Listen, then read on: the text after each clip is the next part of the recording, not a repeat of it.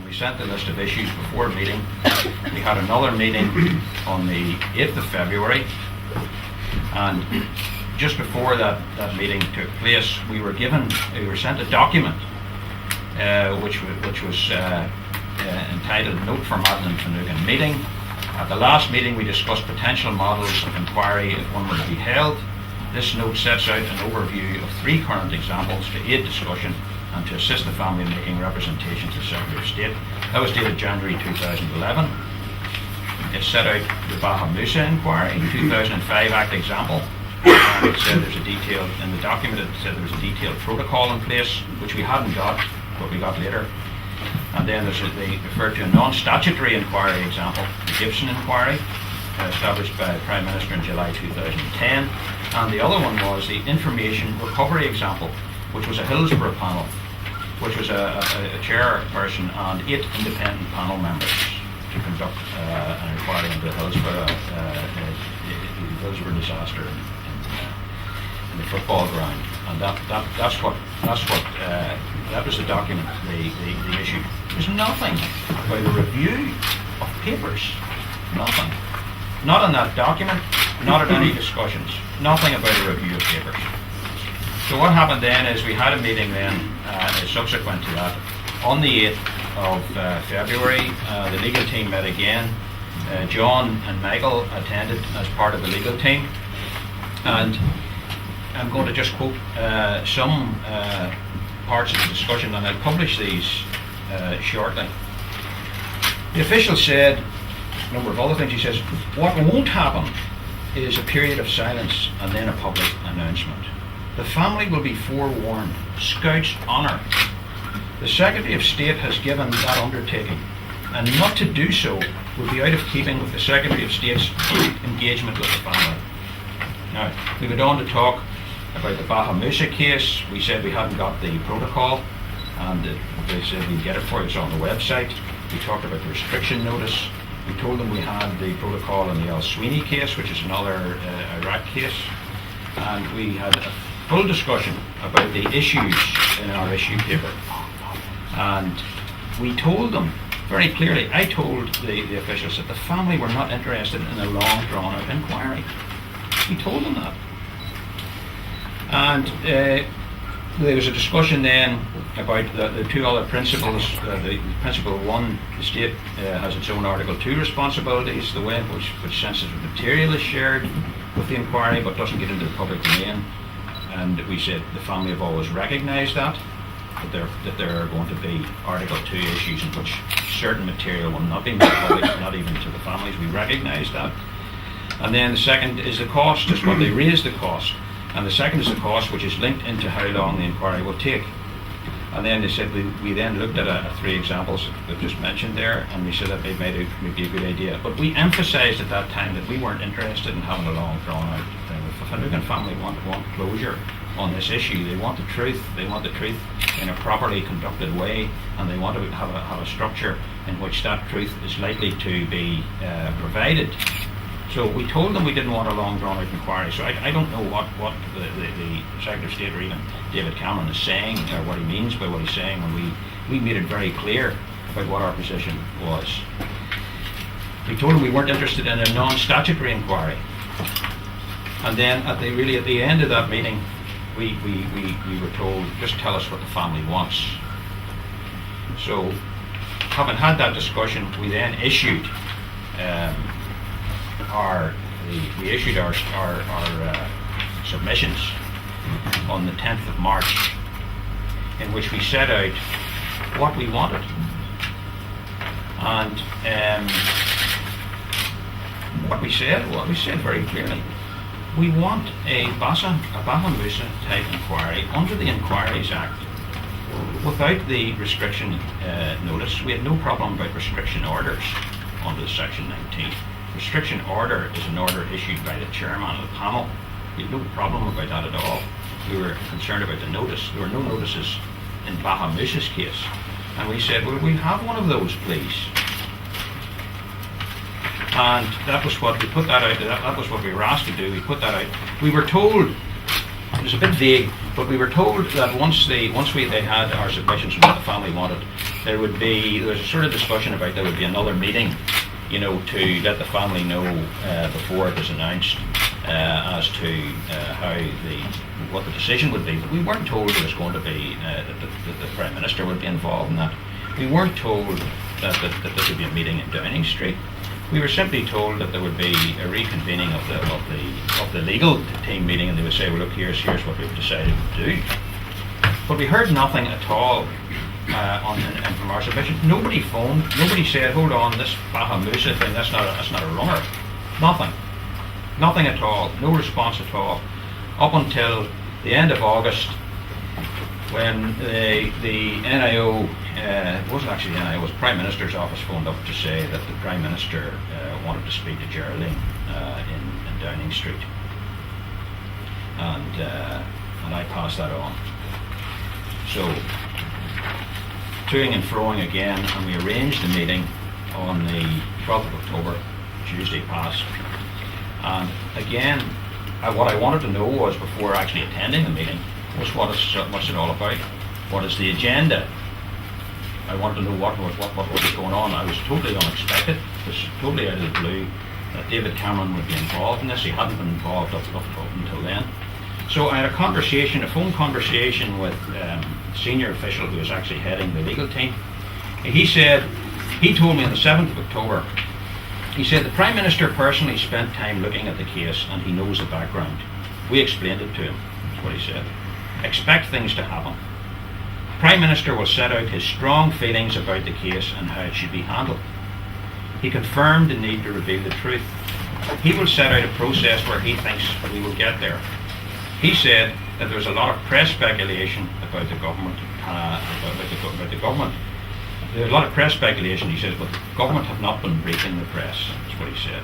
The Prime Minister is committed to explain things to the family first. Nobody is talking to the media from the government, that's what he said. The number of people in the government who know about this you could count on two hands. I asked about the agenda. He said there really wasn't one. The Prime Minister will say, I've looked at it and I will put it to Mrs. Finucane what we are going to do. The meeting is not intended to be part of a continuing process of the legal discussions, and the Prime Minister will not ask for the family views. He will say, this is what we think we should do about it, and he wants the family's reaction to that. You can react in whatever way you want. The Prime Minister has taken a decision, and he wants to put to the family what he thinks he should do about it. He's taken a decision, and he wants to put it to the family what he thinks he should do about it. And it will depend on how you react to what he says. He has a solution which he is convinced will reveal the truth which satisfies the family. It will depend on how the family react. Nothing is written in stone here. I wasn't sure what that meant, but that's what he said. You can be reasonably confident that the Prime Minister will not say, this is a complete load of hooey, go away. The Prime Minister wants to meet the family in a personal setting, and Owen Patterson will be there, and possibly one or two officials. So that was as far as he would go. As he didn't say what the decision was. That's as far as he would go. Now, on the way to the airport on Tuesday morning, I saw and heard a statement on the radio, a statement from the government, and said that, and actually the statement from the family as well. The family have said they want an inquiry that is public, effective, and independent. The government have said they hope the Finucane family will be satisfied with their response. Now, that's the backdrop. You've heard Geraldine and you've heard John and Michael about what actually happened at that meeting. Now, I mean, personally, I couldn't believe my ears. I couldn't believe what I was hearing. That was not the way to break bad news to the Finucane family.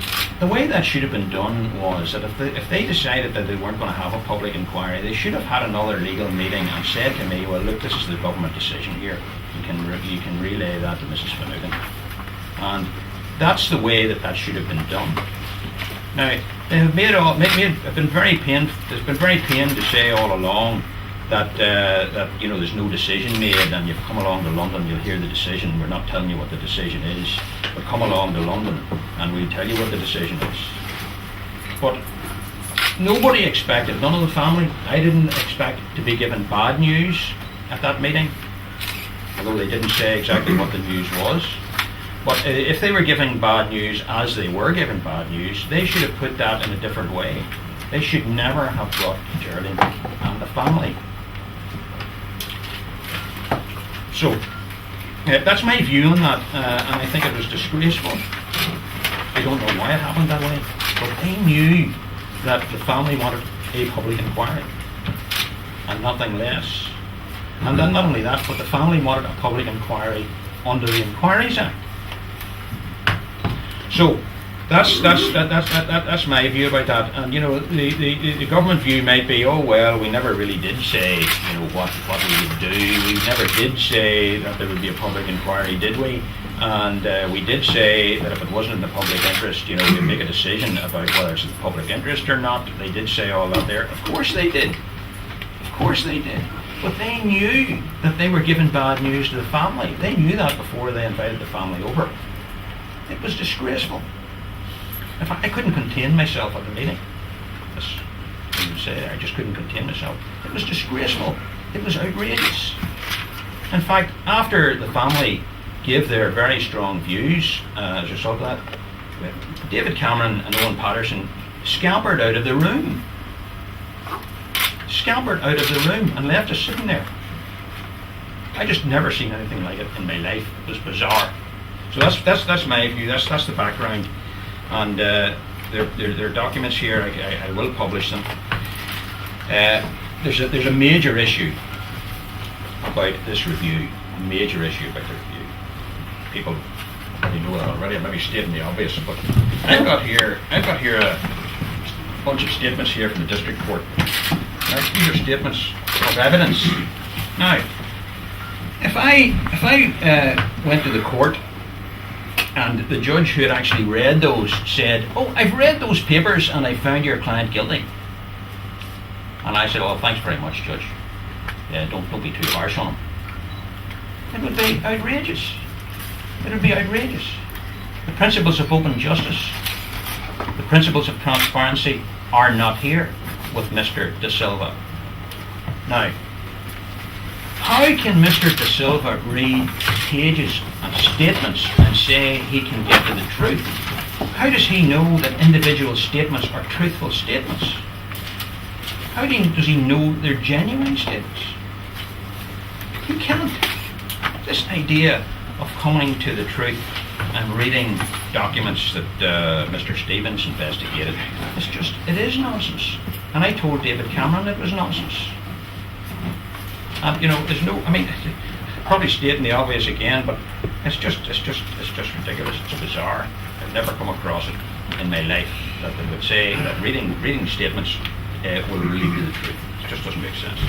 That's really all I want to say about that. I think the subtlety of what has happened over the past 12 months was we have announced this conference today very reluctantly.